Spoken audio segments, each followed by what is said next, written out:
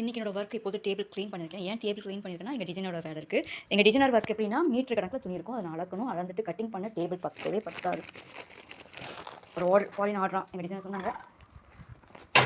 இந்த ஃபேப்ரிக்ஸ்லாம் அளந்து நான் அந்த மெஷர்மெண்ட்டுக்கு தகுந்த மாதிரி கட் பண்ணி எப்படி தான் கட்டிங்க்கே வந்து எனக்கு ஆஃப் டே மேலே தாண்டிடும். அப்படி ஏன்னா அந்த அவ்வளோக்கு லென்த்தில் ஃபேப்ரிக்லாம் நான் அளந்து எழுதி வைக்கணும். இப்போதைக்கு அந்த டியூட்டிலாம் முடிஞ்சிச்சு. இன்றைக்கி காலையில் ஒரு லைனிங் ப்ளவுஸ் முடிச்சிருக்கேன். நேற்று கட்டிங் பண்ணி வச்சேன். அதை ஃபினிஷ் பண்ணியிருக்கேன். இவங்களுக்குலாம் சாப்பாடுலாம் கொடுத்தாச்சு. நான் எங்கள் வீடு கட்டி கிட்டத்தட்ட 10 வருஷம் மேலே ஆகிடுச்சு. அந்த பக்கம் வந்து ஒரு மண் ரோடு போகும். இங்கேருந்து நான் மெயின் ரோடு போகணுன்னா அந்த பக்கம் ஒரு மண் ரோடு போகும். அந்த மண் ரோடை வந்து இப்போ தான் தார் ரோடாக போட ஆரம்பிச்சிருக்காங்க. ஆளுங்க வேலை செஞ்சுருக்காங்க. எப்படி கிளியராக தெரியுதா தெரியல. தார் போட ஆரம்பிச்சிருக்காங்க. அங்கே தெரியுதா? தான் தார் ரோடு போட ஆரம்பிச்சிருக்காங்க. எனக்கு கொஞ்சம் கவலையாக இருக்குது தார் ரோடு போட ஆரம்பிச்சோன்னே. ஏன் கவலையாக இருக்குன்னா, முதல்ல இங்கே நிறைய மரங்கள் இருந்துச்சு. அந்த வீடியோ ஃபோட்டோஸ்லாம் என்ன டெலிட் பண்ணிட்டு ஸ்டோரேஜ் ரன் அவுட்ன்றதுனால ஃப்ளாட் ஆக்கின பிறகு இந்த இடம் பார்க்க வரதுனால அந்த மரத்தை எல்லாத்தையும் ஒன்றும் இல்லாமல் க்ளீனாக வெட்டிட்டாங்க. அப்போல்லாம் அவ்வளோ பறவைங்க எங்கள் வீட்டை ஒட்டி ஒரு பெரிய மரம் இருந்துச்சு. அதில் பறவைங்க குண்டு அவ்வளோ இருக்கும். இப்போ என்னோட வீடியோஸில் நிறைய பேர்ட் சவுண்ட் கேட்டிருப்பீங்களா? இதை விட என்ன தான் சவுண்ட் கேட்டு இருக்கு. இப்போ நல்ல வெயில் அடிக்குது, வேப்ப மரம் இலையெல்லாம் காஞ்சி போச்சுன்றதுனால பறவைங்களாம் வெளியே போயிருக்கு. அதை விட சூப்பராக பேர்ட் சவுண்ட் கேட்டுக்கிட்டு விதவிதமாக பறவைங்களாம் சுற்றும். ஒரு மரம் இல்லை, நம்ம என்ன பண்ண முடியும்? நம்ம இடம் இல்லையே, எதுவும் சொல்ல முடியாது. ஒன்றும் இல்லை. இப்போ நான் வச்சிருக்க வேப்ப மரமே என்ன ஆகுதுன்னா, அதோ பேஞ்சிட்டு வருது பாருங்க, தர பேஞ்சிட்டு வருது. டோர் வந்து அப் அண்ட் டவுனில் மாறிடுச்சு. அப்படியே ஃபுல்லாக இப்படி மேலே ஏறதுனால மேலே கீழே தெரியுது உங்களுக்கு டிஃப்ரெண்ட்டு. மேலே கீழே வந்துருச்சு. அப்படின்னு போது முக்கால்வாசி மரம் வைக்க மாட்டாங்க. இந்த பாருங்க விரிச்சு விட்டுட்டு போதா. நான் வச்சுப்பேன். ஏன்னா எனக்கு இங்கே மரம் வேணும், நிழல் வேணும் அப்படின்னாலும் வச்சுப்பேன். இது ஒரு ஆல்ட்டு பண்ணிப்போம். இன்னும் கொஞ்சம் காலம் தானே கஷ்டம். அதுக்கப்புறம் ஆல்ட்டு பண்ணிக்கலான்ற தைரியத்தில் மரம் இருக்குது. இந்த மாதிரி மரம் வேர் வந்து தரையை பாதிக்கிற பிளான் இல்லாமல் வச்சதுனால தான் அப்படி ஆயிடுச்சு. நான் அப்படியே சொன்னேன், எங்கள் வீட்டில் கேட்கல, வச்சு விட்டாங்க. ஆனால் அதோட பாதிப்பு அமைச்சானா இவ்வளோ பெரிய மரத்தை வெட்டலாம் முடியாது இல்லையா? நம்மளுக்கு வருத்தமாக இருக்கும் இவ்வளோ பெரிய மரத்தை வெட்டணும்னா. அதுவும் நான் எத்தனை தடவை அந்த கரண்ட் வயலில் இடிக்கக்கூடாதுன்னு சொல்லி ஆளுங்க கூப்பிட்டு காசு போனால் போதும்னு சொல்லி அந்த கிளையெல்லாம் வெட்டி தெரியும் முடிக்கிறேன். இப்போ கூட கரண்ட் வயலில் வந்துருச்சு. ஆளுங்களை கூப்பிட்டு வெட்டணும். நான் முடிஞ்சளவுக்கு ஏறி வெட்டிட்டு இருந்தேன். இது நல்லா உயரமாக போயிடுச்சு. இப்போது அதில் வாட்டம் இல்லாமல் 2வது தடவை வந்து வெட்டினவங்க வந்து கால் வைக்கிறதுக்கு இடையில அதுபடி மரத்தை நல்லா கிளை இல்லாமல் ஃபுல்லாக வெட்டி விட்டாங்க. நல்லா ஒட்ட வெட்டி விட்டாங்க. ஏற கூட என்னால் முடியாது. ஆனால் ஆளை கூப்பிட்டா வெட்டினா இப்போ தான் காசு கேட்பாங்க. இப்போ கையில் அதான் பார்த்துட்டு தான் இருக்கீங்க வீடியோஸ்லாம். இப்போ தான் அந்த அம்மாவுக்கு ட்ரீட்மெண்ட் முடிஞ்சிச்சு, ஆப்ரேஷன் முடிஞ்சிச்சு. ஆனால் கையில் காசு இல்லை. அப்படியே நம்ம பிள்ளை வேறு காலேஜ் போகணும், அதையும் நம்ம பார்த்தாகணும். இப்போ இவங்களோட தடுப்பூசி இருக்குது.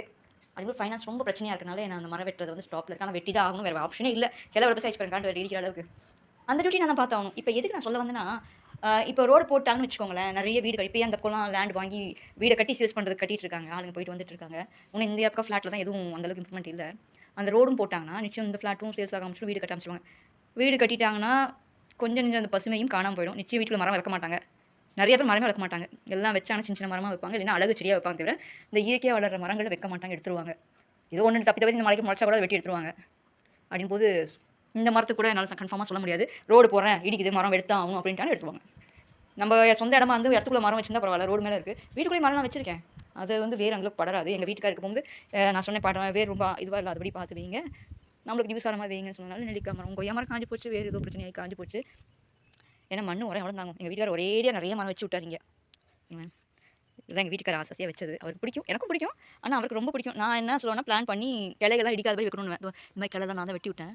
எங்கள் வீட்டுக்கார வச்சுன்னா பக்கம் பக்கம் வச்சதுனால இது நெல்லிக்காய் மரம், இது சப்போட்டா மரம், கிளை இடிச்சிக்கும். ஆனால் நான் வெட்டி விட நிறையா இப்போ அவர் இல்லை வெட்டுறதுக்கு. அப்படியே இந்த பக்கம் வச்சிருந்த மாமரம் வந்து என்ன ஆச்சுன்னா, தண்ணி போகிறதுக்கு வாய்ப்பு இல்லாமல் போயிடுச்சு. எனக்கு வந்து ஊற்றிருக்க நேரம் இல்லை. இவங்களெல்லாம் பார்த்துக்கலாம்ல அந்த டைமில். அதனால் இங்கே இந்த கண்ணெல்லாம் தூக்கி இந்த பக்கம் வச்சிருக்கேன். துணி வச்சோம்னா தண்ணி இந்த பக்கம் வரும். ஆனால் கண்ணை தூக்கி இந்த பக்கம் வச்சிருக்கேன். இந்த முருங்கை மரம் பாருங்கள், காட்டு மரம் மாதிரி வளர்ந்துருக்கு. அதுக்கெல்லாம் வெட்டணும்.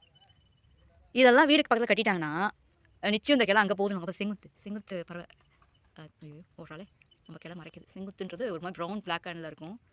அது மோஸ்ட்லி தலையிலே சுற்றும். எனக்காக நம்ம மரத்தில் உட்காந்துருக்கும். இந்த மாதிரி மரக்கிளை அவங்க வீட்டு பக்கம் போனால் பிரச்சனையாகும். இது நாங்கள் ஒன்றும் பிரச்சனை இல்லை.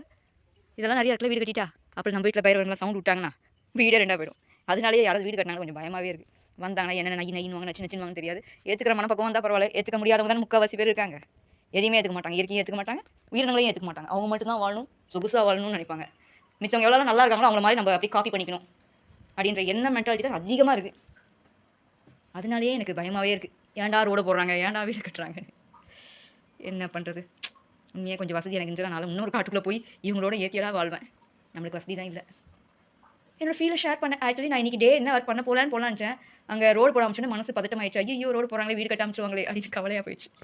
சரிங்க, நான் 1 நாள் என்னோடய ஒர்க்கை போகிறேன்.